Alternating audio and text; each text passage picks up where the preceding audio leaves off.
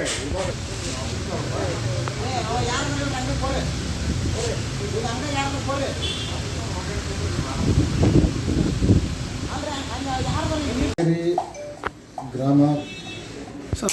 ಕೊಪ್ಪಳ ಜಿಲ್ಲೆ ಸಾಗಲಗೆರೆ ಗ್ರಾಮದ ಸದ್ದಾಂ ತಂದೆ ಮೆಹಬೂಬ್ ದಾದಾ ಫನ್ ಅವರು ಅವರ ಪಿತ್ರಾರ್ಜಿತವಾಗಿದ್ದಂಥ ಒಂದು ಆಸ್ತಿಯನ್ನು ವಾಟ್ನಿ ಮುಖಾಂತರ ಮಾಡ್ಕೊಂಡಿದ್ದು ಅದನ್ನು ಅವರು ಉದ್ಧಾರ ಮಾಡ್ಕೊಳ್ಳೋಕ್ಕೋಸ್ಕರ ಇಲ್ಲಿ ಕರಡಿ ಗ್ರಾಮ ಪಂಚಾಯತಿಗೆ ಬಂದಿದ್ದಾರೆ.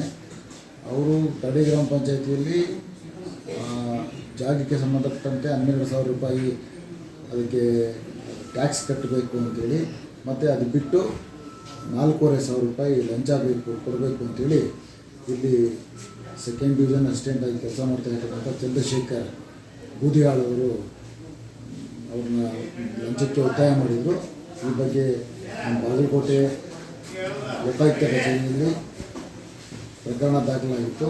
ಅದರಂತೆ ಈ ದಿವಸ ಅವರು ಇವರ ನದಾಫ್ ಅವರಿಂದ 4,500 ರೂಪಾಯಿ ಲಂಚದ ಹಣ ಪಡಿಬೇಕಾದ್ರೆ ನಾವು ಅವ್ರನ್ನ ದಸ್ತಗಿರಿ ಮಾಡಿದ್ದೀವಿ.